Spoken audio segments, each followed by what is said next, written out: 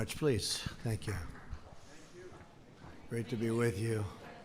And thank you all for being here. Today it's my honor to present an award reserved for those who perform exemplary deeds or acts of service for this great nation and its citizens, the Presidential Citizens Medal, and it's a big deal.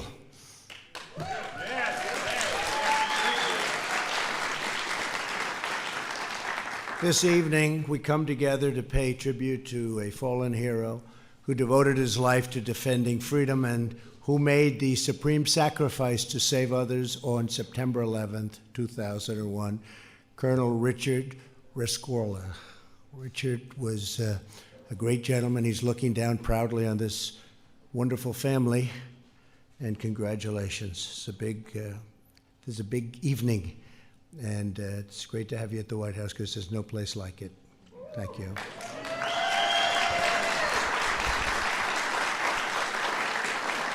We're profoundly grateful to have with us Rick's beloved family. Please join me in welcoming his wife, Susan. Thank you, Susan.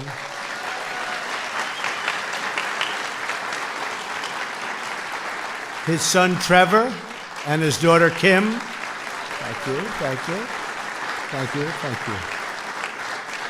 And to each of you, we cannot fathom all that you have endured, but today we express the gratitude of 329 million Americans. It's a lot of people. Rick was born in Cornwall, England in 1939. As a boy, he met American soldiers preparing for the Normandy landing and dreamed of one day serving in uniform. It's a big thing for Rick. Soon he had his chance and joined the British Army. He spent 6 years fighting communism, then flew to America, found the recruiting center in Times Square, and joined the United States Army. He wanted to continue his fight against communists. In 1965, Rick deployed to Vietnam as a platoon leader. He fought in the Battle of Nha Trang Valley. Facing overwhelming odds, Rick helped to beat back hundreds and hundreds of enemy soldiers. His commander, General Hal Moore, who was a great general, by the way, said Rick was, quote, an extraordinary battlefield leader, quite simply the best platoon leader of infantry I have ever known in 2 wars. He saw plenty of action. For his actions in Vietnam, Rick received 2 Bronze Stars, a Silver Star, the Purple Heart, and the Vietnamese Cross of Gallantry. We are thankful to be joined today by 60 soldiers who fought in Vietnam with Rick, including 6 veterans who just returned from Nha Trang on a trip to honor him. Would you all please stand? It's great to have you. Thank you. Thank you. Thank you. Whoa.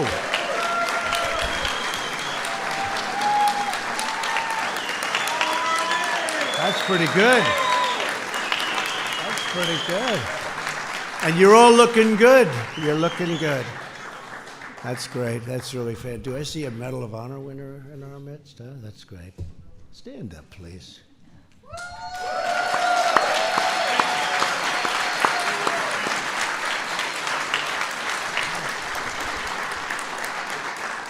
And I know them all. Congratulations. Thank you for being here. Very nice. You've earned our everlasting gratitude. When Rick came home to America, he received a bachelor's of master's degree in literature and earned a law degree in Oklahoma. He taught at the University of South Carolina, but soon realized he would not be happy until he was protecting others. That's what he liked to do, protect others. He was born to serve. In 1984, Rick became Director of Security for Dean Witter Securities, which soon moved to the World Trade Center's South Tower. Rick was there in 1993 when terrorists detonated a 1,200-pound bomb in the World Trade Center's garage. In the midst of danger and confusion, Rick climbed on top of a desk, took command, and directed the evacuation. helped a lot of people. That was a rough time. After that bombing, Rick analyzed threats, outlined potential attacks, and told building officials that the next assault on the towers could come from the air. He understood what was happening. He did everything he could to prepare for the worst. In 1997, Dean Witter merged with Morgan Stanley, and Rick was promoted to Executive Vice President of Security for the largest tenant in the entire World Trade Center.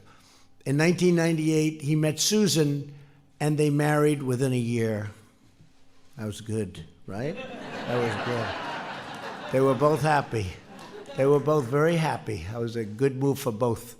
On Tuesday, September 11th, 2001, Rick got up early, put on his blue pinstripe suit, and just before he left his home in Morristown, New Jersey, he kissed Susan and told her, "I've never felt better in my life. I love you so."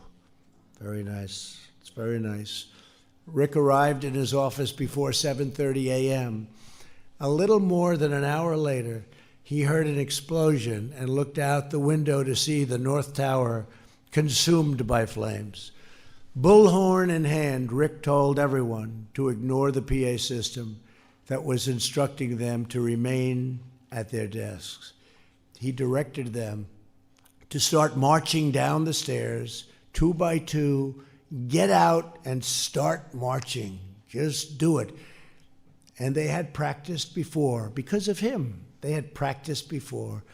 Rick ran up and down over 20 floors telling employees to keep moving, get out, keep moving. Many recall him saying, "Today is a day to be proud to be an American. Tomorrow, the world will be looking at you." At 9:03 a.m., a plane crashed into now the South Tower. As terrified victims ran to escape the suffocating fumes, Rick remained calm and resolute in his mission. When others told Rick to run to safety, he responded, "As soon as I've got everybody in this building out." The South Tower collapsed while Rick was still inside. Through his extraordinary actions, he helped save 2,700 lives. That night, those 2,700 people went home to their loved ones. In the 18 years since, they have raised families, sent their children to college, walked their sons and daughters down the aisle, held their grandchildren, thanks in great measure to one extraordinary American. Here with us today are 12 brave first responders of 9/11, along with 5 veterans who fought in the war on terror and very, very successfully fought. Please stand, please.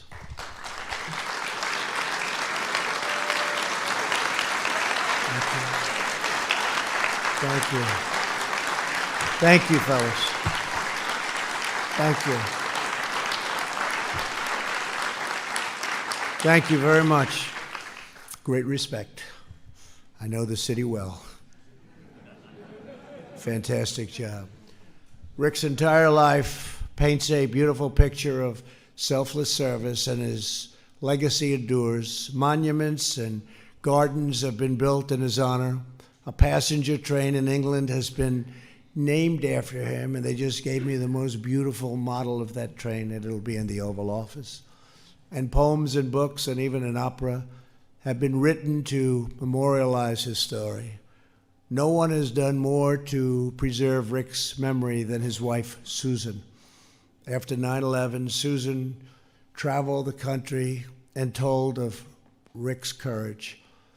Rick used to stay and say that Susan's spirit could lift him up in just a minute. Susan, you have really helped to lift up an entire nation, and we want to really thank you, and you have been so incredible, and this evening is a very special one. This is a very special house, it's a very special home, and it's a very special country. So to Susan, Trevor, Kim, and every one of Rick's family members who are here, our debt to you is beyond measure. We can never reverse the horrors of that day. We can never replace the precious lives we lost. But on behalf of our entire nation, I pledge that We will forever and always remember this incredible American hero, Colonel Rick Rescorla. We will never, ever forget. Now it is my privilege to ask Susan to join me on stage to accept the Presidential Citizens Medal on behalf of her great husband.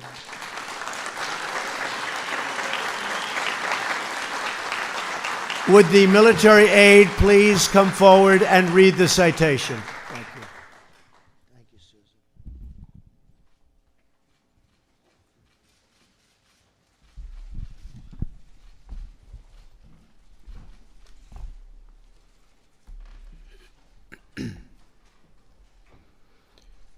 Richard Cyril Rescorla.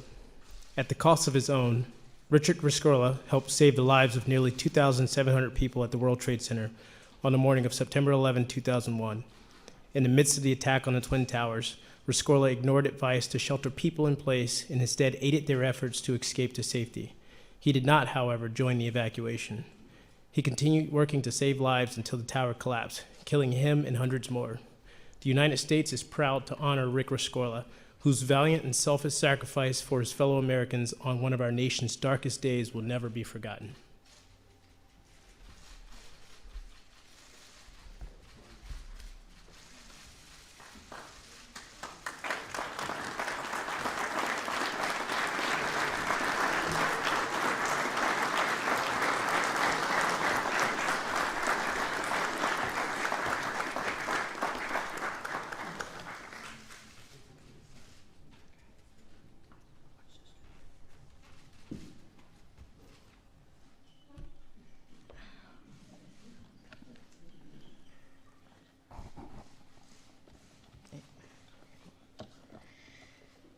Good evening, President Trump, and all of you this day of November the 7th in the year of our Lord 2019.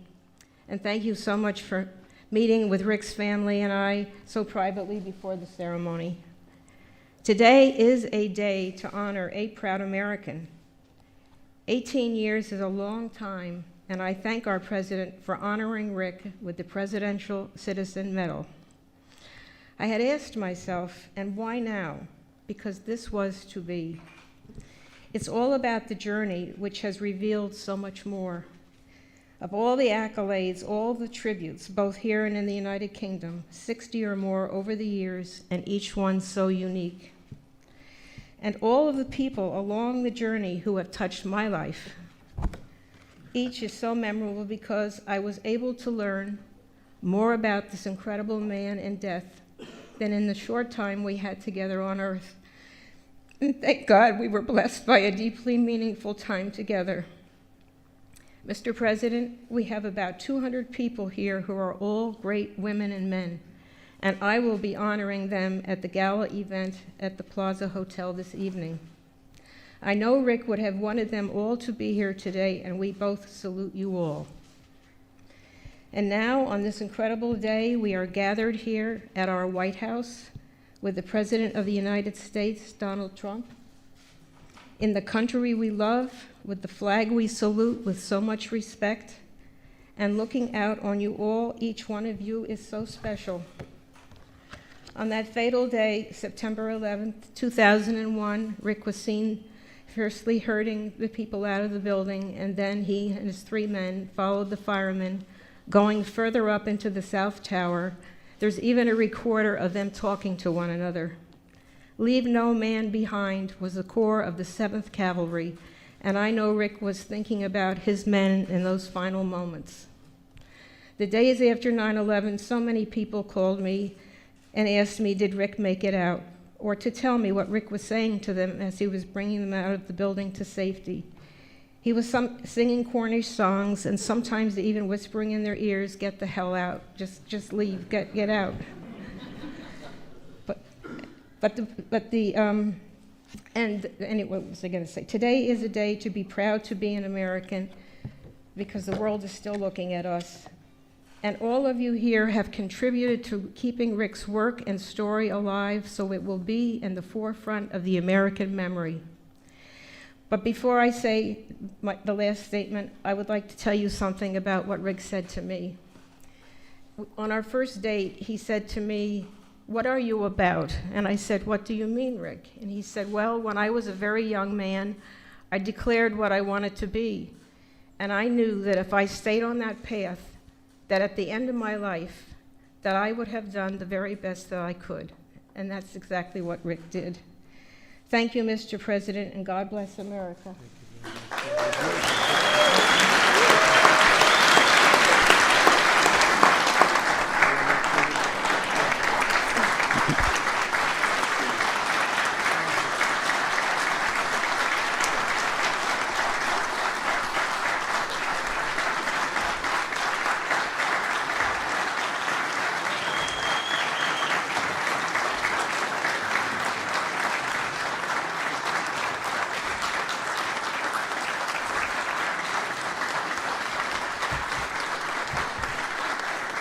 Ladies and gentlemen, please remain in your seats as the President departs this room.